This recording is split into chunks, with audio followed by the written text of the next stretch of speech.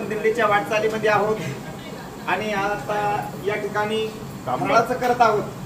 अनेक नवीन दाम्पत्य गृहस्थाश्रमामध्ये प्रवेश करत आहे आणि त्यांचंही भाग्य आमचंही भाग्य, कारण आज हरिदिन आहे दादा, एकादशी आहे।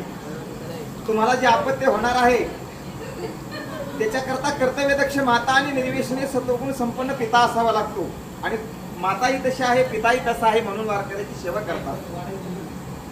आपण ज्ञानोबाच्या रायच्या चरणी विनंती करूया की अशाच बाळाला जन्म देव आणि आमच्या वारकऱ्याची सेवा हो।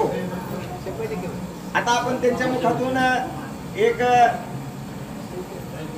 लग्नामध्ये जी आयना घेण्याची पद्धत असते, नाव घेण्याची, त्या पद्धतीनुसार नाव ऐकूया।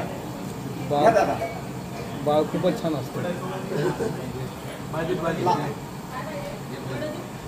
चांदीच्या वाटीत खडी साखरेचे खडे, चांदीच्या वाटीत खडी साखरेचे खडे, सूरजबाबांचं नाव घेते तुम्ही।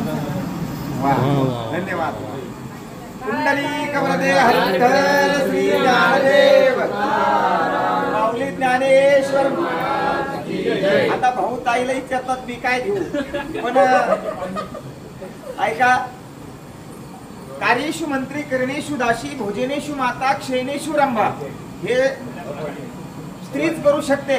बघा एवढी बुद्धिमत्ता एका महिलेची असते। ताईंनी छान नाव घेतलं, पण दादा अजून विचारात आहेत। घ्या दादा। सांगू का? भात खाणारे लांडगे आहेत का सोबत? आषाढी एकादशीला करू एक विठ्ठलाची वारी, ताईचं नाव घेतो रामकृष्ण। टाळी वाजव। बोल बोल। धन्यवाद दादा।